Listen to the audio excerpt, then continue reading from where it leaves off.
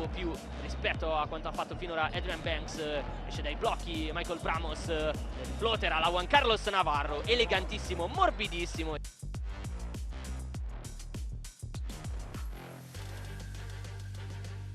Palla Rubini, Banks, stanno per scadere i secondi, 4 per chiudere questo possesso, decide di attaccare, va fino in fondo, meraviglioso Adrian Banks.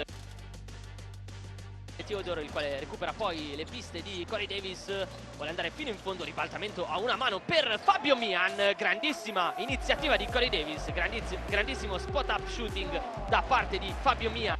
1 su 5 per l'Allianz, 1 su 4 invece con cui risponde Venezia. Ne ha sbagliata una Bramos, ne ha segnata invece una Jordan Theodore, che si prende sulla sirena dei 24 anche questa e la manda a bersaglio.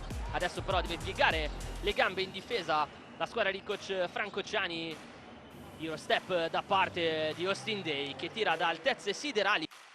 Il raddoppio, tentativo di bounce pass per il roll di Sagabaconate, però recupero da parte di Venezia e poi grande giocata di Mitchell Watt.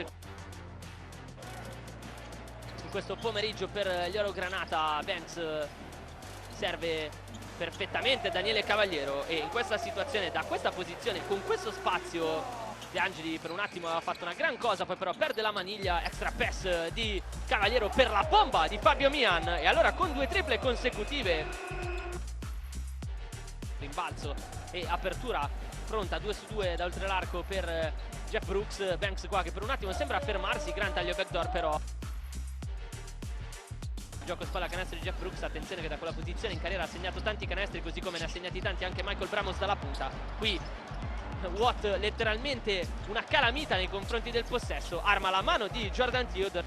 Mitchell Watt gravato di 3 falli, Jordan Theodore vorrebbe giocarsi l'1 contro 1 su Konate, lo attacca, appoggia la parabola, poi grandissimo tap-in schiacciato da parte, praticamente doppiata l'Allianz. 10 rimbalzi offensivi per Venezia, 5 soltanto quelli di Trieste, che sta soffrendo tantissimo a rimbalzo. Chi non soffre affatto è Corey Davis, 7° punto personale in questo terzo quarto. Ramos, Jeff Brooks e Valerio Mazzola.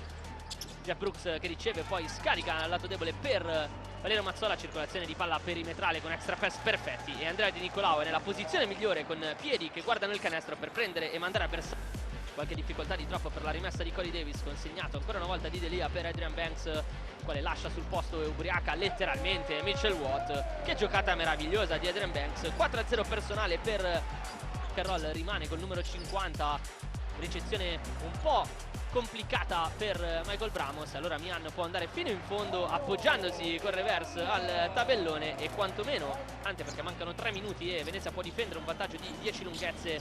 Bounce pass di Jordan Theodore per Mitchell Watt, extra pass invece di Michael Bramos per servire Jeff Brooks.